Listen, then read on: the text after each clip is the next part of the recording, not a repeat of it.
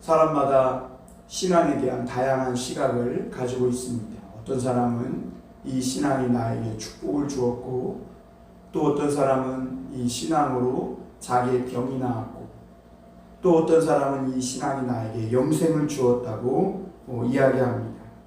그런가 하면 어떤 사람은 이 신앙이 내 인생을 변화시켰고 나를 변화시켰다 이렇게 고백하기도 합니다. 그럼 기독교 신앙에 무엇이 우리에게 이 영생도 주고 축복도 주고 병도 고치고 우리 인생을 변화시키는가? 그것을 오늘 사도 바울이 바로 우리가 믿는 주 예수 그리스도께서 그렇게 우리 인생을 축복하시고 우리 삶을 변화시키는 분이시라고, 바로 그분이 복음이라고 말씀하고 있습니다. 예수 그리스도는 하나님의 아들이시며 죽음에서 부활하신 분이시라는 것을 분명히 하고 있습니다. 이 복음을 전할 때 놀라운 하나님의 구원의 역사가 일어나는 것입니다. 이 복음을 전한다는 것은 마치 죽은 자를 다시 살려 일으키는 것만큼이나 굉장히 어렵습니다. 옛날 선교사님들이 우리나라에 들어와서 하얀 저고리를 입고 머리에는 상투와 갓을 쓰고 담뱃대를 물고 있는 한국인들에게 과연 복음을 전하면 저들도 변화될 수 있을까라는 많은 의문과 함께 어려움이 있었다고 합니다. 많은 한국인들이 미신에 빠져 있었고 조상에게 제사를 드리는 그런 사람들이 어떻게 예수 그리스도를 믿고 복음을 받아들일 수 있을까, 그런 어려움을 가지게 되었다는 겁니다.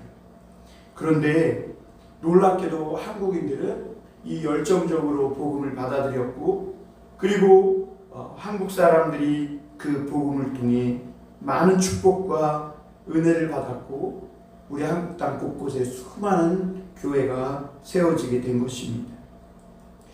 놀라운 것은 우리가 이 복음을 전할 때 한 영혼이 이 복음을 믿고 주님 앞에 돌아오는 것이 너무나 어려운 일 같지만, 그러나 우리가 이 믿음을 가지고 복음을 전하면 하나님은 우리 인간이 다 할 수 없는 방법으로 상대방의 마음을 여시고 그의 얼어붙었던 마음을 치료하시고 녹인다는 것입니다.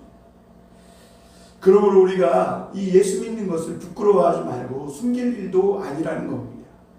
예수 이름에 권세가 있음을 믿고, 그리고 이 예수님의 이름을 말할 때에 하나님이 역사하신다는 것을 믿고 복음을 전하면 하나님은 그 사람을 구원해 주시는 것입니다. 바울은 당시 세계에서 자신들은 늘 승리한 사람들이고 또 세상에서 가장 부유하고 또 로마 황제로부터 이 완전한 평화를 누리고 있다고 자부하는 그 로마에 있는 사람들에게 이 기독교 신앙의 핵심을 기록하여 보내기로 작정하고 로마서를 고린도 교회에서 썼습니다. 그래서 사도 바울은 너희들이 자부하고 너희들이 우러러보는 로마 황제보다 더 귀한 분이 여기 있다는 거예요. 더 위대하고 왕 중의 왕이신 그분을 소개하고 있는데, 그분이 바로 하나님의 아들 예수 그리스도라는 겁니다. 오늘 사도 바울은 그 예수 그리스도를 소개하면서 이 예수 그리스도는 성경에 미리 약속하신 분이다 라고 말씀하고 있습니다. 우리 1장 2절 말씀을 한번 보겠습니다. 이 복음은 하나님이 선지자들을 통하여 그의 아들에 관하여 성경에 미리 약속하신 것이다, 이렇게 말씀했습니다. 바울은 오늘 1절 말씀을 통해 자신을 먼저 예수 그리스도의 종이라고 소개합니다. 그래서 자신은 종이고 예수님은 주인인데, 주인이 종인 자신에게 이 복음을 많은 사람들에게 전하고 소개하라고 명령했다는 것입니다. 그래서 바울은 자기가 그냥 처음부터 이 일을 하고 싶어서 하는 게 아니라 부활하신 예수님을 만나고 주인이신 이 예수님이 시켜서 명령해서 이 복음을 전하고 있다는 것입니다. 그럼 우리 이 사도 바울이 증거하는 이 복음은 무엇입니까? 오늘 이 복음에 대해서 사도 바울은 그 아들에 관한 것이라 말씀하고 있습니다. 다시 말하면 복음은 곧 성경에 미리 약속한 예수 그리스도가 곧 복음이라는 겁니다. 복음은 단순한 철학이나 어떤 신학 지식이 아니라 하나님의 명령이고 말씀이라는 것이죠. 하나님의 아들 예수 그리스도가 인간의 모든 죄를 책임졌으니 너희들은 이 예수님을 믿고 하나님의 말씀에 순종하고 복종해서 구원받아 살라는 것입니다. 이것이 복음의 골자입니다. 그러니까 하나님은 이제 이 세상의 모든 사람들에게 너희 자신이 그냥 이 복음을 믿고 싶으면 믿고 믿기 싫으면 안 믿어도 되는 그런 것이 이 복음이 아니라는 겁니다. 모든 사람이라면 누구든지 이 복음을 듣고 하나님의 아들 예수 그리스도 앞에 복종하고 순종해서 믿어야 하고, 그리고 이 복음을 또 다른 사람에게 증거해서 그들도 이 복음을 듣도록 해야 한다라고 말씀하고 있는 겁니다. 여러분, 우리가 당시 이 로마 황제의 명령을 받으면 사람들은 그 앞에 엎드려서 로마 황제가 던져주는 그 명령을 받고 바로 실천에 옮겨 그 명령을 수행해야 했습니다. 그런 것처럼 온 세상의 사람들은 세상의 왕이신 예수 그리스도의 명령에 복종하고 그 복음을 듣고 그 복음 앞에 순종해야 할 책임이 있다는 것을 사도 바울은 지금 로마에 있는 성도들과 오늘 이 말씀을 읽고 묵상하는 우리들에게 증거해 주고 있는 겁니다. 그러면 도대체 이 예수 그리스도가 누구시기에 로마 사람도 만이 아니라 유대인만 아니라 온 세상의 모든 사람이 이 예수님의 발 앞에 복종하고 그 예수님이 말씀하시는 복음을 들어야 하는가? 그리고 그 복음을 듣고 왜 믿어야 하는가? 이거에 대해 사도 바울은 이 복음을 증거하기 위해 많은 사람들을 성경 속으로 데리고 들어가는 것을 볼 수가 있습니다. 사도 바울은 그 전까지는 이 복음을 설명하면서 다메섹에서 만난 부활하신 그 예수님에 대한 체험을 많이 증거했습니다. 전에는 자기도 안 믿었다는 것이죠. 오히려 예수님 믿는 사람들을 핍박했다는 겁니다. 그러다 다메섹 도상에서 부활하신 예수님을 만나고 자신은 그때부터 주님 앞에 부끄러져 예수님을 믿고, 그리고 그때 체험한 이 예수님에 대한 간증을 가지고 많은 사람들에게 복음을 증거했었습니다. 왜냐하면 이 사도 바울은 랍비였는데, 랍비는 그 당시에 공부를 많이 한 사람이었고 랍비의 훈련을 받은 사람은 절대로 거짓말을 할 수 없는 사람들이라는 그런 인식이 사람들 가운데 있었습니다. 그래서 사도 바울이 이 예수님에 대해 증거하면 사람들은 그 바울이 전하는 복음은 저가 랍비였던 사람이 전하는 말은 반드시 거짓이 아니라 진실일 것이다 라고 생각하고 바울이 전하는 이 복음을 진지하게 들었던 것을 볼 수가 있습니다. 그런데 바울은 나중에 이 성경을 묵상하면서 자기가 다메섹 도상에서 부활하신 예수님을 만나는 이 체험을 했던 것은 성경이 증거하는 예수님에 대해서 성경이 예수님에 대해서 증거하는 것에 비하면 그 체험은 아주 부스러기고 진리의 작은 것에 불과하다는 것을 깨닫게 되었습니다. 그래서 바울은 이제 로마 사람들에게는 다메섹 도상에서 체험한 예수님에 대해서 증거하지 않고 오늘 이 복음은 이렇게 말한 후에 하나님이 선지자들을 통하여 그의 아들에 관하여 성경에 미리 약속하신 것이라 이렇게 말씀하고 증거하고 있는 걸 볼 수가 있습니다. 그러면서 자연스럽게 이 성경 속으로 로마의 복음을 모르는 사람들을 데리고 들어가고 있는 것이죠. 여러분, 우리도 복음을 증거할 때 우리의 간증과 체험을 전하는 것도 좋겠지만 마음이 열어진 사람들이라면 성경 속으로 데려가서 직접 예수님을 만날 수 있도록 인도해 주는 것이 굉장히 중요합니다. 우리도 다 나름대로 하나님의 음성을 듣고 병 고치는 체험을, 그리고 하나님이 살아계신 체험을 다 많이 한 적이 있습니다. 그러나 이것은, 이러한 체험이나 간증들은요, 하나님이 주시는 축복의 아주 작은 것에 불과합니다. 그러니까 하나님이 우리 모든 사람들에게, 믿는 자에게 주시는 이 축복과 능력은 성경 안에 있습니다. 그러므로 우리 믿음이 어떤 체험이나 어떤 다른 사람의 이런 간증에 머물러서는 안 되고, 직접 성경 속으로 들어가 예수님을 만나고 성경이 가르쳐주는 진리의 그 예수님을 만나는 것이 건강한 신앙의 사람이 될 수 있는 그런 길이라는 것이죠.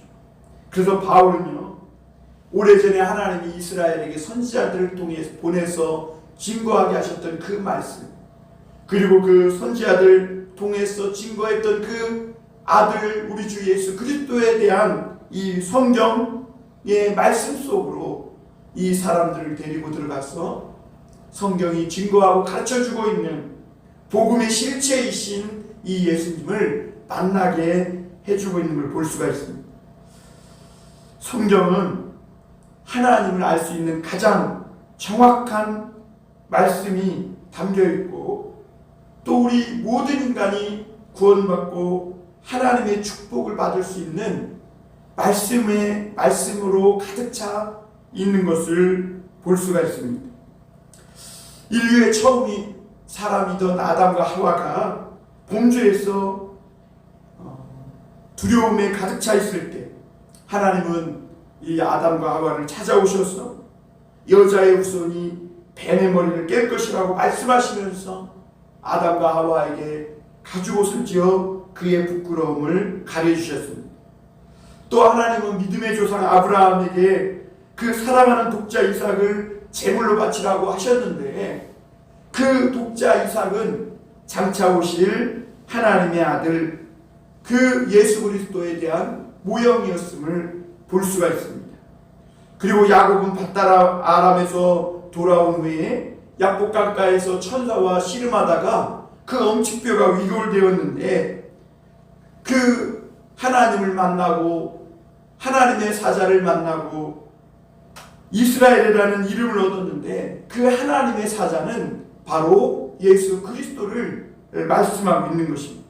그리고 또 모세는 떨기나무에 불 붙은 것을 보고 거기에 가까이 갔다가 하나님의 사자가 주시는 음성을 들었고, 이스라엘 백성을 건져내라는 그 말씀을 가지고 애굽에서 이스라엘 백성을 건져내서 광야로 나아갈 때에 하나님의 사자가 그 이스라엘 백성 앞뒤에서 진두지휘하셨는데, 그때 그 불기둥과 구름기둥으로 나타나셨던 여호와의 사자가 바로 하나님의 아들이었음을 볼 수가 있습니다. 또 하나님은 다윗과 언약하시기를 장차 내 몸의 후손이 성전을 건축하리라 하셨고, 그리고 그 솔로몬, 다윗의 아들 솔로몬은 하나님의 성전을 건축했어요. 그런데 그 솔로몬은 장차 오실 하나님의 아들 예표가 된 것입니다. 이사야는 처녀가 잉태하여 아들을 낳을 것이요 그 이름을 임마누엘이라 하셨는데, 그 말씀은 바로 예수 그리스도에 대한 증거였고, 예수님을 통해 그 말씀이, 그 성경이 그대로 이루어졌음을 볼 수가 있습니다. 이토록 누구든지 성경을 읽으면 하나님이 우리를 얼마나 사랑하시고 하나님이 우리를 구원하시기 위한 얼마나 뜨거운 열정과 또 얼마나 큰 능력과 축복으로 우리에게 만나주시려고 다가오시는지를 볼 수가 있습니다. 그래서 구약 성경에 또 신약 성경의 수많은 사람들에게 하나님은 찾아가 만나주셨고 그들을 구원해 주셨습니다. 하나님의 아들은 인류가 죄짓기 전부터 우리 사람들을 알고 계셨고 모든 사람을 향해 인류를 향해 다가오고 계셨습니다. 그래서 성경을 읽으면 읽을수록 하나님이 우리를 또 나를 얼마나 사랑하시는지 또 하나님이 얼마나 오래전부터 죄악에 빠져 방황하고 허우적대던 나를 구원하시기로 계획하셨는지를 오늘 사도 바울은 증거하고 있는데 그것이 뭐냐면 사도 바울은 오래전부터 자기는 하나님에 대해서 알지도 못하고 예수님을 대적하고 그럴 때에도 이미 하나님의 복음을 위하여 오래전에 택정함을 입었다고 고백하고 있는 것입니다. 이 하나님의 아들은 바로 성경에 미리 약속하신 분심을 선포하고 있는 것입니다. 두 번째로 우리가 생각해 볼 것은 육신의 관점에서 바라본 예수 그리스도입니다. 오늘 3절에 보면 그의 아들에 관하여 말하면 육신으로는 다윗의 혈통에서 나셨고 이렇게 말합니다. 예수님은 인간적인 측면과 신적인 측면 두 가지 측면을 동시에 가지고 있는 완전한 인간이신 동시에 완전한 하나님이신 특별한 분이십니다. 인간적인 측면으로 보면 예수님은 다른 사람과 조금도 다를 바 없는 완전한 인간이셨습니다. 예수님은 피곤하여서 털썩 주저앉아 쉬셨고 또 피곤하셔서 배 고물에서 잠드셨고 예수님은 연약한 인간과 같이 아기의 모습으로 태어나시고 그렇게 평범한 인간과 조금도 다를 바 없는 사람의 모습으로 오셨습니다. 그리고 예수님은 로마의 식민지인 유대에서도 변방의 갈릴리 출신이었고 당시 사람들이 좋아할 만한 어떤 매력도 모양도 풍채도 하나도 없는 너무나 평범한 분이셨고 그 세상적으로도 내세울 거나 자랑할 것이 하나도 없는 그런 목수의 아들로 태어나셨습니다. 우리도 만약 그 당시에 인간적으로 예수님을 만났다면 예수님에 대해서 굉장히 실망했을지도 몰라요. 왜냐하면 어떤 때 보면 예수님은 하나님인 것 같지만 어떤 때 보면 너무나도 연약하게 쉽게 피곤해하시고 또 주무시고 또 화장실도 가시고 잡수시고 이런 걸 보면서 예수님은 인간과 조금도 다를 바 없는 그런 분이구나 그렇게 실망했을지도 모르겠어요. 그런데 겉으로 보면 이렇게 평범한 인간에 불과한 예수님이 오늘 사도 바울은 다윗의 족보에서 태어나신 특별한 분이시라고 말씀하고 있습니다. 그런데 다윗의 혈통으로 나셨지만 그러나 이 예수님은 다윗의 피를 이어받은 그런 분은 아니세요. 마리아의 몸에서 성령으로 잉태하여 태어나신 하나님이셨음을 볼 수가 있습니다. 그럼에도 불구하고 왜 예수님은 다윗의 후손으로 오셨는가? 다윗은요 하나님의 말씀을 굉장히 사랑했습니다. 다윗의 집은 가난하고 그는 목동이었고 당시 2세의 아들 중에서도 8째 말째로 태어나 많은 사람들에게 뿐만 아니라 그 가족에게도 무시받던 그런 목동에 불과했습니다. 그러나 하나님은 이 목동에 불과한 다윗을 이스라엘의 왕으로 세우시고 말씀을 사랑하고 사모하는 다윗을 통해 큰 부흥을 이스라엘 가운데 허락해 주셨고 또 내 후손이 영원히 왕이 되고 내 후손에게서 이 등불이 꺼지지 않게 하시겠다고 약속해 주셨는데 그 약속은 장차 예수님께서 다윗의 혈통에서 나셔서 일으키실 하나님 나라의 놀라운 부흥을 미리 말씀하고 예표한 것에 불과한 것이었습니다. 예수님은 이 세상에 하나님의 나라를 가지고 오셔서 이제는 누구든지 이 예수님을 믿고 예수님께 나오기만 하면 하나님 나라의 축복을 다 받을 수 있도록 허락해 주신 줄 믿습니다. 오늘도 이 예수님을 믿고 예수님께 나아가면 예수님은 오늘 우리들에게 구원의 문을 활짝 열어 주실 것입니다. 그리고 오늘 세 번째로 예수님의 영적인 측면으로서 성결의 영으로 나신 예수님은 어떤 분이신가 하느냐는 것입니다. 오늘 4절에 보면 성결의 영으로는 죽은 자들 가운데서 부활하사 능력으로 하나님의 아들로 선포되셨으니 곧 우리 주 예수 그리스도시니라 이렇게 말씀하고 있습니다. 예수님은 하나님의 아들로서 인간과는 다른 영적이고 특별한 신적인 면이 있다고 말씀하고 있습니다. 겉으로만 보면 예수님은 평범한 분이셨고 일반 사람들과 다를 바 없는, 오히려 평범한 사람들보다 인간적으로 측면으로 보면 못해 보이는, 그래서 사람들이 쉽게 무시할 만하고 업신여길 만한 그런 갈릴리 변방의 한 사람이 불과했습니다. 그런데 사람들이 예수님을 만나서 대화를 나눠보면 말씀하시는 그것에 놀라게 됩니다. 예수님은 남다른 무슨 능력과 권세가 있으셨고 무엇보다 예수님과 말씀을 나누는 대화하는 사람들마다 느끼는 것이 뭐냐면 예수님은 우리 모두에 대해, 우리의 모든 것에 대해 다 알고 계신 그런 분이라는 겁니다. 그 예수님은 나다나엘이 무화과 나무 아래서 무엇을 생각하고 있는지를 다 아셨고, 또 수가성 여인을 만났을 때는 이 수가성 여인이 여러 번 결혼에 실패하고 인생의 목마름 가운데 허덕이고 있었다는 것을 다 알고 계셨습니다. 뿐만 아니라 예수님은 누구를 만나든지 내가 어떻게 지금까지 살아왔고, 내가 지금 어떤 상태에 있고, 내가 지금 무엇 때문에 힘들어하고 아파하는지를 다 아시는 그런 능력의 하나님의 아들이셨습니다. 그래서 예수님을 만나는 사람마다 예수님을 인격적으로 만나면, 예수님의 마음이 만나면 베드로와 같이 당신은 그리스도시요 하나님의 아들이십니다 라고 고백하게 된 것입니다.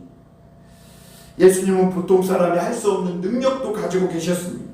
물로 포도주가 되게 하셨고, 무리를 걸으셨고, 소경의 눈을 뜨게 하셨고, 중풍병자와 나병 환자를 치료해 주셨고, 귀신 들린 자를 고쳐주셨고, 수고하고 무거운 짐진 자들아 다 내게로 오라 말씀하시면서, 나사로야 일어나라 말씀하시면서 죽은 나사로를 살려주셨고, 그리고 무엇보다 예수님은 이 땅에서 죄인들의 죄를 사하는 권세가 있음을 보여주셨습니다. 또한 예수님은 겁없이 날뛰는 갈릴리 호수를 잔잔하게 하셨고, 바람과 바다는 그 예수님의 말씀 앞에 순종하여 평온해지는 것을 볼 수가 있었습니다. 예수님의 이 신적인 측면에서 무엇보다 가장 놀라운 것은 무엇이냐면 바로 예수님은 죽었다가 다시 부활하여 살아나신 분이라는 것입니다. 그래서 오늘 4절에서 사도 바울은 이 예수님에 대하여, 아들에 대하여 증거하기를 뭐라고 말씀하고 있냐면, 능력으로 하나님의 아들로 선포되셨으니 그는 죽은 자 가운데에서 부활하신 분이다. 곧 우리 주 예수 그리스도시다 라고 말씀하고 있습니다. 예수님은 죄가 전혀 없음에도 불구하고 유대인들에게 붙잡혀서 로마에서 하나님을 모독한 죄로 십자가에 달려 처형을 당했음을 볼 수가 있습니다. 기독교의 놀라운 점이 바로 이겁니다. 십자가에 달린 하나님의 아들을 믿는다는 겁니다. 십자가와 하나님의 아들은 굉장히 모순적이고 상충적입니다. 어떻게 하나님의 아들이 십자가에 달릴 수 있느냐 하는 것입니다. 어떻게 하나님의 자녀가 저주받은 바가 된 그 나무에 달려 죽을 수가 있느냐 하는 것입니다. 보통 사람을 소개하면 그 사람이 잘한 점이나 공로나 업적을 소개해야 신이 나고 좋은데, 예수 믿는 사람들은 예수님을 전하면서 예수님이 십자가에 달려 못 박혀 죽으셨다는 것을 전해요. 그러니까 그것이 어려운 겁니다. 죽었는데 어떻게 하나님의 아들이라고 할 수 있느냐는 것이죠.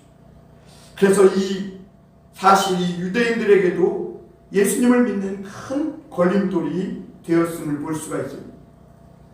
그들은 죽은 사람이 우리를 위해 무엇을 해줄 수 있느냐는 것이죠. 그래서 그들은 예수님이 십자가에 달려 고통당하실 때 당신이 하나님의 아들이면 자신도 구원하고 내려와서 우리도 좀 구원해 보라고 업신여기고 조롱했습니다. 그러면서 도대체 저주받아 십자가에 달려 나무에 달려 죽는 사람을 우리가 왜 믿어야 하느냐고 그렇게 조롱한 것입니다. 그런데 여러분, 이것이 우리가 믿는 기독교 신앙의 가장 큰 비밀이라는 겁니다. 우리가 믿는 기독교 신앙의 가장 중요한 진리는 예수님은 자기 죄로 십자가에 못 박혀 죽은 것이 아니라는 점입니다. 우리 죄를 짊어지고 우리 때문에 예수님은 죽은 것입니다. 그 모든 성경이 증거하는 내용이 뭐냐? 바로 예수님은 자기 죄가 아니라 우리 때문에 우리 죄를 짊어지고 십자가에서 우리를 대신해 죽으셨다는 것. 이것을 성경이 증거하고 있는 것입니다. 하나님의 아들은 죄가 없으나 내 죄를 대신해 죽은 것입니다. 이것이 복음이라는 겁니다. 하나님의 아들이 내 죄를 대신해 저주를 받으시고 죄의 심판을 받아 십자가에 달려 죽었다는 것. 인간은 태어날 때부터 하나님과 원수된 사람들이고 영원히 저주받아 멸망할 죄인들에 불과합니다. 그런데 하나님은 그런 인간을 사랑하셔서 독생자 예수 그리스도 그 아들을 우리에게 보내주셨고 우리를 대신해 죽게 하신 것입니다. 이 복음이라는 것이 이토록 위대한 겁니다. 하나님이 자기 아들을 내어놓았다는 거예요. 자기 아들을 아끼지 않고 죄인들을 위해 주셨다는 것입니다. 우리가 아직 죄인 되었을 때에 그리스도께서 우리를 위하여 죽으심으로 하나님께서 우리를 향한 그 사랑을 증거하셨다는 것. 복음은 단순히 그냥 이 땅에 살면서 병나는 것도 아니고 남보다 잘 살고 성공하게 하는 것도 아닙니다. 영원히 죄로 인해 죽을 수밖에 없는 우리를 살리기 위해 하나님의 아들을 주시고 그 아들을 대신 십자가에 달려 죽게 했다는 것.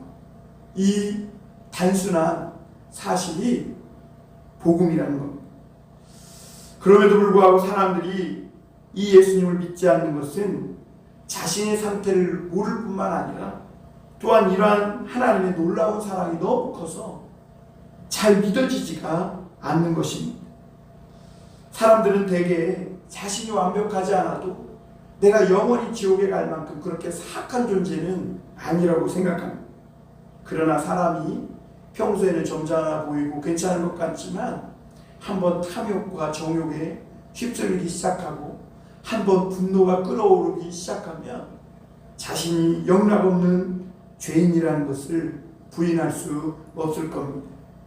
모든 사람 속에는 다 이 짐승이 들어앉아 있어서 이 짐승이 한번 발작하기 시작하면 정말 엄청난 죄악을 저지를 수 있는 가능성이 있는 존재들이고 이러한 죄가 하나님의 무서운 진노를 일으키는 것이라는 겁니다. 하나님은 자기 형상을 따라 우리를 지으셨는데 인간은 자꾸 욕망과 탐욕을 위해 짐승처럼 살아가고 있고 그럼에도 불구하고 그것을 감추고 마치 선한 척, 착한 척, 의로운 척 그렇게 왜 살아가고 있느냐라고 주님이 말씀하십니다. 그 죄로 인해 하나님의 진노가 일어나고 하나님의 사랑에서 영원히 떨어져서 지옥에 들어가게 된다는 것입니다. 하나님은 그럼에도 불구하고 지옥에 갈 수밖에 없는 딱하고 불쌍한 우리의 사정을 아시고 우리를 사랑하시고 하나밖에 없는 아들을 보내주셔서 십자가에 달려 우리 죄를 대신해 죽게 하심으로 나의 모든 죄를 다 책임지시고 이제는 누구든지 이 예수를 믿는 사람은 그 죄에서 구원해 주시고 하나님의 자녀가 되게 해주시겠다고 선포하신 겁니다. 이것이 하나님의 가장 위대한 명령이고 복음이라는 것. 사람의 머리로는 이해할 수 없지만 그것이 믿어질 때 그 사람은 구원받는 것이죠. 건물이 불타고 무너진다면 우리는 분명히 거기서 다 나와야 살 수 있다고 분명히 알리고 소리를 지를 것입니다. 하나님은 지금 인간의 교만과 불신앙에 대해 진노하고 계십니다. 그럼에도 하나님은 우리를 살리기 위해 소중한 아들을 내어주시고 누구든지 지금 그 아들을 믿고 그 예수의 이름 앞에 복종하며 구원해 주시겠다고 약속하고 계신 것입니다. 안드레 모레이라는 사람은 겸손이라는 책을 썼습니다. 그리고 그 겸손에서 이렇게 말씀하고 있는데요. 우리가 예수를 믿는 것은 잃어버렸던 겸손을 되찾는 것이다. 그러니까 예수를 믿는 자는 겸손히 자기가 죄인이라는 것을 인정하는 사람이라는 겁니다. 하나님은 우리에게 어떤 신학적 지식이나 어떤 특별한 남다른 지식을 원하는 것이 아니라 우리가 다시 겸손해져서 하나님이 말씀하시는 이 십자가에 못 박힌 예수를 믿고 구원받기를 원하시는 겁니다. 복음은 가난한 자에게 전해질 것이라고 했는데, 그래서 우리 교회가 가난한 자들에게 말씀을 전해서 많은 사람들이 구원받고 교회가 세워졌는데, 어느 때부터인가 교회 안에 부자와 성공한 사람들에게 이 복음을 소개하면서 성공하고 세상에서 부자인 사람들이 교회에 가득가득 들어오게 되었음을 볼 수 있습니다. 그러는 순간 교회는 겸손도 잃어버리고 십자가도 잃어버렸습니다. 부자가 가득하고 성공을 이룬 사람들이 가득한 교회에 무슨 겸손이 있고 무슨 십자가가 거기에 있겠어요. 결국에는 그것이 독이 되어 오늘날 교회를 위기 속으로, 성도들을 위기 속으로 몰아가고 있는 것입니다. 복음을 전할 때 사람들이 어떤 생각과 마음을 가지고 있는지 우리는 잘 몰라요. 그러나 우리가 주는 그리스도시요 살아계신 하나님의 아들이시라는 것을 믿고 곧 우리 주 예수 그리스도라는 것을, 그분이 바로 우리 인간의 복음이라는 것을 증거하면 하나님은 그 복음을 통해 천국문을 열어주시고 하나님의 사람들을 구원해 주시는 것입니다. 예수님은 성령으로 기름 부음을 받으셨고 모든 약한 자를 치료해 주셨고 포로된 자를 자유케 하시고 가난한 자를 축복하시는 하나님의 아들이십니다. 예수님은 부활하시고 하늘의 영광의 보좌로 올라가셨고 온 세상을 다스리시는 로마의 황제보다 더 권세가 많고 능력이 많으신 로마의 최고의 황제와도 비교할 수 없는 온 인류를 통치하시고 다스리시는 만왕의 왕이시며 또 그분은 오늘날 온 교회의 머리가 되어주시는 분이십니다. 로마 사람들은 자기들이 세계를 정복했고 성공했으며 자신이 살고 있는 나라가 최고의 나라고 온 세계의 평화를 이루었다고 믿고 자부했던 사람들입니다. 그런데 사도 바울은 오늘 그 로마 사람들을 향해 아니요! 로마는 죄인의 나라이며 하나님을 대적하고 있고 하나님의 아들을 십자가에 못 박은 장본인들이며 당신들은 영원히 멸망받을 나라라고 죄인들이라고 못 박아 말하고 있는 것입니다. 그래서 누구든지 오늘 구원을 얻고 싶으면 로마 황제가 아니라 이 예수 그리스도의 복음을 듣고 그 이름 앞에 복종해야 한다고 선포하고 있는 거예요. 하나님은 오늘도 그 아들의 복음으로 죄인들을 초청하고 부르고 계십니다. 우리는 이 세상의 번영이나 어떤 성공을 목적으로 사는 사람들이 아닙니다. 그러므로 이제는 세상의 돈이나 사람들의 칭찬이나 인정에 무릎 꿇지 말고 오늘 우리는 예수의 이름 앞에 그 복음 앞에 더욱 무릎 꿇고 복종하며 순종하며 살아가야 할 줄 믿습니다. 하나님의 아들 예수 그리스도는 오늘 저와 여러분들의 주인이시고 우리는 그의 종입니다. 종은 주인이 시키는 대로 하는 거예요. 오늘 주인은 너희가 이 복음을 믿고 구원받았으니 이제는 이 복음을 온 세상에 전해서 수많은 사람들을 초청하여 이 죄인들이 구원받을 수 있도록 천국의 문을 활짝 열라고 말씀합니다. 그리고 그런 복음을 증거하는 자들에게 예수님은 세상 끝날까지 함께해 주시겠다고 약속하신 것입니다. 오늘 우리가 다시 위대한 복음을 붙들어야 할 줄 믿습니다. 오늘날 위기에 처한 이 현대교회와 성도들이 어떻게 다시 일어날 수 있는가? 어떻게 다시 영적으로 깨어날 수 있는가? 십자가에 달린 예수 그리스도의 복음을 붙들어야 하고 십자가의 영광을 오늘날 교회와 성도들이 되찾고 세상 어느 곳에서도 누구 앞에서도 예수 그리스도의 이름을 부끄러워하지 않는 삶을 살아야 될 줄 믿습니다. 오늘 그 아들에 관하여 증거하는 사도 바울의 이 복음을 듣고 오늘 우리 안에 다시 한번 복음의 뜨거운 열정이, 감동이, 그 하나님의 사랑이 살아나는 놀라운 역사가 있게 되기를 주님의 이름으로 축원합니다. 기도하겠습니다.